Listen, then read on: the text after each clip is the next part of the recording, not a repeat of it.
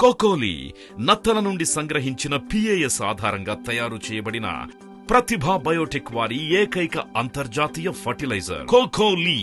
ఇది నేల యొక్క pH ని స్థిరీకరించి కార్బన్ శాతాన్ని పెంచడమే కాకుండా మొక్కలకు కావలసిన నత్రజని, భాస్వరం, పొటాషియం మరియు అన్ని రకాల మైక్రో న్యూట్రియంట్స్ కలిగిన శక్తివంతమైన ఫర్టిలైజర్ కోకోలి. ప్రతిభ బయోటెక్, రైతుల పాలిట ఆత్మబంధు.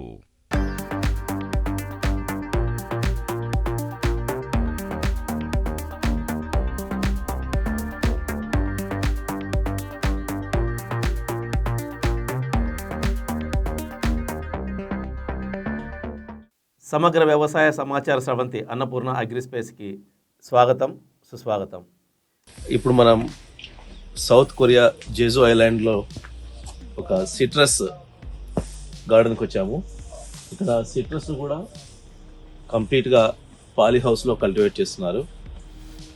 అంటే డెన్సిటీ చూడండి, చాలా ఎక్కువగా డెన్సిటీ ఉంది.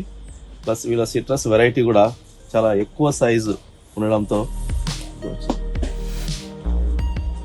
ప్రతి ఫ్రూట్కి పై నుంచి స్టేకింగ్ చేశారు. ఒక్కొక్క ఫ్రూట్కి ఒక్కొక్కటి ఇలా ఇక్కడ నుంచి మళ్ళీ. సో అంత వెయిట్గా ఒక్కొక్క సిట్రస్ ఫ్రూట్ వచ్చింది. వీళ్ళు వచ్చేసి చెట్టును పెద్దది కానివ్వకుండా ఎప్పటికప్పుడు ప్రూనింగ్ చేస్తున్నారు. ఇలా పైనుంచి స్టేకింగ్ థ్రెడ్ తీసుకొని ఇక్కడ నుంచి ప్రతి ఫ్రూట్కి మళ్ళీ ఒక్కొక్క థ్రెడ్ పోనిచ్చారు.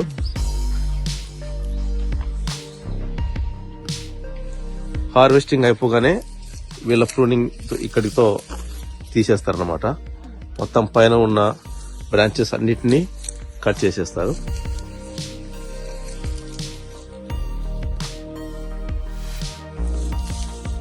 ఒక్కొక్క ఫ్రూట్ సైజ్ చూడండి. సో వీళ్ళు ప్రూనింగ్ ఇక్కడితో కట్ చేసేస్తారు. హార్వెస్టింగ్ అయిపోతేనే మొత్తం తీసేస్తారు. మళ్ళీ కొత్తగా పైన బ్రాంచెస్ వస్తాయి. వచ్చిన తర్వాత వాటికి ఈ ఫ్రూట్ ఇలా వస్తుంది అనమాట. మనం ఏం చేస్తామంటే చెట్టుని పెంచుకుంటూ పోతాం. మనకంటే ఎక్కువ ఎత్తుకు పెంచుతాం చెట్టుని. కానీ వీళ్ళు 5 అడుగులకు మించి లేదు చెట్టు. కానీ చెట్టు మోయలేనంత బరువుతో కాయలున్నాయి.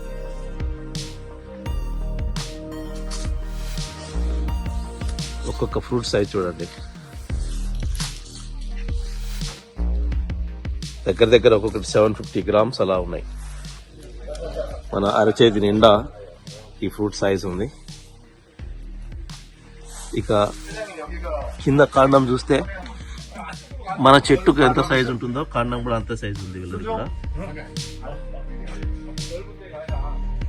అంటే వీళ్ళు ఆ దశ నుంచే మొక్కను ప్రూనింగ్ చేయడం మొదలెట్టారు.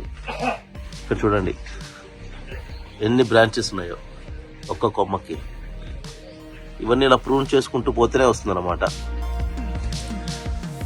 సో ప్లాంటేషన్ చేసినప్పటి నుంచి ప్రూనింగ్ సిస్టమ్ అనేది చాలా ఇంపార్టెంట్. మనం ఏం చేస్తామంటే కేవలం కింద కొమ్మలు కొట్టేసి పైకి చెట్టును పెంచుకుంటూ పోతాం. కానీ వీళ్ళు అలా కాదు. ఫస్ట్ స్టెప్ పైన ఉన్న కొమ్మలు కొట్టడం వల్ల కింద బ్రాంచెస్ ఎక్కువ వచ్చేస్తాయి. అంతేకాకుండా మొదలు ఎక్కువగా లావ్ అయిపోతుంది. ఇక్కడ ఈ చివర్లో ప్రూనింగ్ చేయడం వల్ల, ఇలా కట్ చేయడం వల్ల ఇలా చూడండి కొమ్మలు ఎన్ని వచ్చినాయి. కానీ మనం వీటిని కట్ చేయం. వీళ్ళు ఏం చేస్తారంటే ప్రతిదీ ఈ ఎడ్జెస్ ని కట్ చేసి పడేస్తారు. ఇలా కట్ చేయడం వల్ల దానికి బ్రాంచెస్ ఎక్కువ వచ్చేస్తాయి. మళ్ళీ ఇది చూడండి, ఈ కొమ్మ చూడు ఎన్ని బ్రాంచెస్ పైకి వచ్చినాయో. ఇక్కడ ఏం చేశారు వీళ్ళు, ఇక్కడ ప్రూన్ చేసేసారు, దీనికి ఇక్కడ ఆపేశారు దీన్ని. ఇది పాలీ హౌస్ లో కల్టివేషన్ కాబట్టి చెట్టుకు మధ్య గ్యాప్ కూడా లేదు. కేవలం మనిషి తిరిగేంత గ్యాప్ మాత్రమే ఉంటుంది. అల్ట్రా హై డెన్సిటీలో కల్టివేట్ చేస్తారు. లోపలికి వేరే మిషనరీస్ ఏమి రావడానికి అవకాశం ఉండదు. ఈ ఫార్మర్ వచ్చేసి కోకోలి యూజ్ చేస్తున్నారు. అందుకే ఇక్కడికి విజిట్కి రావడం జరిగింది. చూడండి ఎంతెంత సైజు ఉన్నాయో ఒక్కొక్క ఫ్రూట్.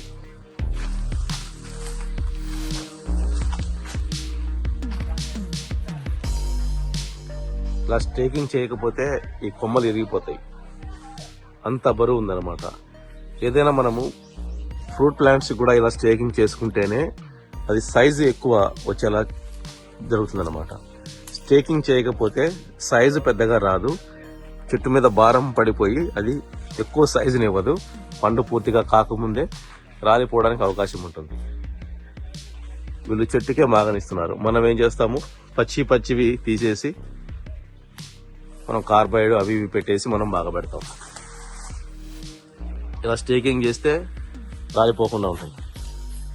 ఒకే చోట చూడండి ఎన్ని ఉన్నాయో. సో ఇప్పుడు చాలా కంట్రీస్లో హార్టికల్చర్ అంతా పాలీ హౌసెస్ లేకి షేడ్ నెట్ లేకి వచ్చేస్తుంది. ఈ ఫార్మర్కి వచ్చేసి 2.5 హెక్టార్లు ఉంది, అంటే దాదాపు 6 ఎకరాల పైన. ఈ 6 ఎకరాల పైన మొత్తం ఇలాగే పాలీ హౌస్లో సిట్రస్ వేస్తున్నారు. సో ఇంతే గ్యాప్ ఉంటుంది, మనిషి నడవడానికి మాత్రమే అవకాశం ఉంటుంది. తర్వాత పవర్ వీడర్స్ యూజ్ చేసి కింద ఉన్న వీటినంతా తొలగించేస్తారు. హార్వెస్టింగ్ అయిపోయిన తర్వాత వీటంతా తొలగించేసిన తర్వాత మళ్ళీ ప్రూనింగ్ చేసి రెడీ చేస్తారు మళ్ళీ కాపుకి. ఇది వీళ్ళ లోకల్ వెరైటీ, చాలా స్వీట్ ఉంటుంది. ఫ్రూట్ కూడా జ్యూసీగా, కట్ చేస్తూ ఉంటే కూడా జ్యూస్ మొత్తం చూడండి, మన అరచేయి నిండా ఉంది. ఇది ఒక అరచేతిలో పట్టుకునేంత ఉంది. అంటే గ్రీన్ హౌస్లో కానీ లేదంటే షేడ్ నెట్లో కానీ ఈ హార్టికల్చర్ సాగు చేసేటప్పుడు ప్రూనింగ్ అనేది చాలా ఇంపార్టెంట్. ఎప్పటికప్పుడు కంప్లీట్గా చెట్టు యొక్క పెరుగుదలని వీళ్ళు మొత్తం ఆపేస్తుంటారు, అంటే ప్రతి కొమ్మని కొట్టేస్తారు. ప్రతి కొమ్మని ఇలా కొట్టేయడం వల్ల పోయినసారి దిగుబడి తీసుకున్న తర్వాత ఇక్కడికి ఈ కొమ్మను కొట్టేశారు. సో కొత్తగా వచ్చిన కొమ్మలు ఇవి, వాటికి ఈ ఫ్రూట్స్ అనేవి వస్తాయన్నమాట. ఇలాంటి కల్టివేషన్ మనం ఓపెన్ ఫీల్డ్ లో కూడా చేసుకోవచ్చు. మన ఆర్ఎం కిసాన్ సెంటర్ లో కూడా అల్ట్రా హై డెన్సిటీ చేశాము. కాకపోతే మనము చెట్టుకు మధ్య ఇలాంటి గ్యాప్ పెట్టాము, కానీ వరుసకి మధ్య మనం ఎక్కువ గ్యాప్ పెట్టాము అంతర్సేద్యం చేసుకోవడానికి, వీటన్నిటికీ అనుకూలంగా. కానీ వీళ్ళు పెట్టిన సిస్టమ్ ప్రకారం ఇక్కడ ఏ మిషనరీ లోపలికి రావడానికి అవకాశం ఉండదు పాలీ హౌస్ పైకి.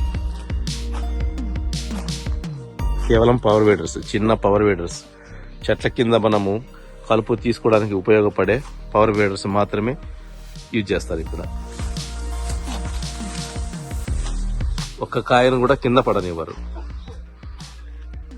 చూడండి, ప్రతి కాయ చేతికి అందుతుంది. చేత్తోనే హార్వెస్ట్ చేస్తారు. హార్వెస్ట్ చేసి దాన్ని డైరెక్ట్గా బాక్స్లో పెడతారు. అందువల్ల వీళ్ళు ఎక్స్పోర్ట్ చేయగలుగుతున్నారు. కానీ మనం ఏం చేస్తామంటే దోటి పెట్టి లాగేసి కింద పడేస్తాం ఫ్రూట్ని. ఒక్క ఫ్రూట్ను కూడా మనం చేత్తో కట్ చేయం. చూడడానికి ఎలా అనిపిస్తుందంటే ప్రతి కాయ పగిలి జ్యూస్ బయటకు వస్తుందేమో అన్నంతగా ఉంది, అంత నిగనిగలాడిపోతున్నాయి. ఇందువల్లనే తక్కువ ఎకరాలు ఉన్నా సరే వీళ్ళు ఎక్కువ దిగుబడి తీయగలుగుతున్నారు. దిగుబడి ఎక్కువ తీయడమే కాకుండా దీన్ని ఎక్స్పోర్ట్ చేయడానికి మరియు లోకల్ మార్కెట్లో కూడా అధిక ధరకి వీళ్ళు అమ్ముకోగలుగుతారు. ఇలా ఉన్నప్పుడు ఎవరైనా సరే దీనికి ఎక్కువ ధర ఇవ్వడానికి వెనుకాడరు. మనం హార్వెస్ట్ చేసిన తర్వాత, అంటే కట్ చేసిన తర్వాత ఫ్రూట్ కూడా మనం బస్తాలలో ఎలా పడితే అలా మూటలు కట్టేసి లారీలలో పడేస్తారు. కానీ వీళ్ళు అలా చేయరు. ప్రతి ఫ్రూట్ని పదిలంగా బాక్స్లో పెట్టి అట్లాగే బాక్సుల్లోనే వీళ్ళు మార్కెట్కి పంపిస్తారు. మనం పండించే పంటలు ఏవైనా ఎక్స్పోర్ట్ కాకుండా ఉండడానికి కారణం ఇదే. హార్వెస్ట్ చేసే విధానం కూడా మనకు చేత కాదు. మనం ఒక గ్లాస్ బత్తాయి జ్యూసు పిండుకోవాలంటే 4-5 కాయలు పిండుతాం మనం. కానీ ఇవి చూస్తే ఒక రెండింటితోనే చాలా ఒక పెద్ద గ్లాస్కి వచ్చేలా ఉంది జ్యూస్. ఇది చూడండి ఎంత సైజు ఉందో. ఇంకా ఆల్మోస్ట్ 800 గ్రాముల పైనే ఉంటుంది ఇది. ఈ రెండు కలిపి 1.5 కేజీ ఉంటాయి. సో ఇది ఇక్కడ సౌత్ కొరియా జెజు ఐలాండ్ లోని ఒక సిట్రస్ ఫీల్డ్. ఇది కంప్లీట్ గా పాలీ హౌస్ లోనే ఉంది. ఇది మొత్తం 6 ఎకరాల పైన ఉంటుంది. ఇది మొత్తం పాలీ హౌస్. ఒక్కొక్క షెడ్ 1 ఎకరం పైన ఉంటుంది పాలీ హౌస్ లో. ఎందుకంటే దీనికి తగ్గట్టు డ్రిప్ ఇరిగేషన్ ఇవన్నీ చేసుకోవాలి కాబట్టి వాళ్ళు చిన్న చిన్న పార్ట్స్ గా ఎకరం పార్ట్స్ గా దీన్ని డివైడ్ చేశారు. పైనుంచి ఏదైనా వర్షం వాటర్ అట్లా వచ్చినా కూడా హార్వెస్ట్ అయిపోయి పక్కకి వెళ్ళడానికి మొత్తం డ్రైన్ సిస్టమ్ అంతా పెట్టుకున్నారు. ఈ వెరైటీ పేరు వచ్చేసి నోజీ టాంజరిన్. ఇది సౌత్ కొరియాలో పండిస్తారు. నోజీ టాంజరిన్.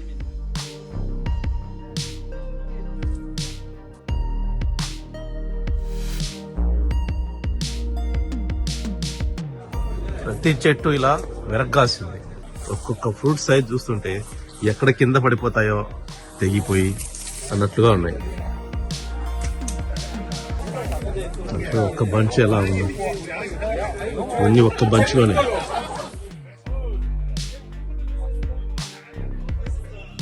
ఈ నోజీ టాంజరిన్ అనే వెరైటీ ఈ జెజు ఐలాండ్ లో పండిస్తున్నారు. ఇది మనకు చూడడానికి ఇప్పుడు కట్ చేసేదానికి రెడీగా ఉన్నట్టు అనిపిస్తుంది, కానీ ఇంకా 1 మంత్ ఉండాలండి. ఇది హార్వెస్ట్ చేయడానికి ఇంకా 1 మంత్ టైం. సో ఒక ఫ్రూట్ సైజ్ చూడండి.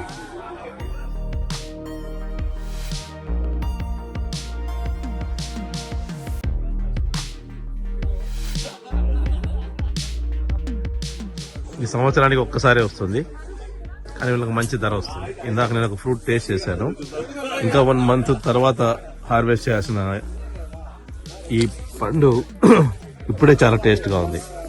ఇంకా 1 మంత్ తర్వాత అంటే ఇంకా చాలా టేస్ట్ గా వచ్చేలా ఉంది.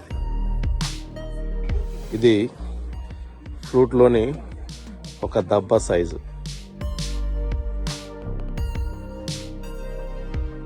ఈ టాంజరిన్ వెరైటీ ఫార్మర్ కు వచ్చేసి ప్రైస్ కొరియన్ కరెన్సీలో 6000 వాన్స్ వస్తాయి. అంటే ఇండియా రూపీస్ లో వచ్చేసి 400 రూపీస్ కిలో. ఇది ఫార్మర్ కు వస్తున్న price.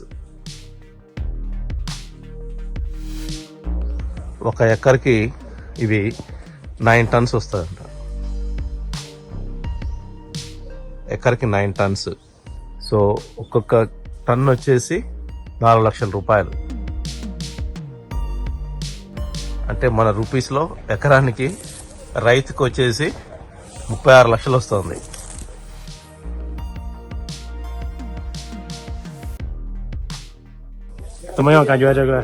What about big farm? Yeah, it's looking good. Fruit size and it's looking color, and there is no disease, and content of juice, everything is good, and fruit also looking very tasty. And I have never seen like this. Do you have confidence? Yes, Okay. I have confidence. I have confidence on Kokoli. 1, 2, 3, 4, 코코리. 좋아요.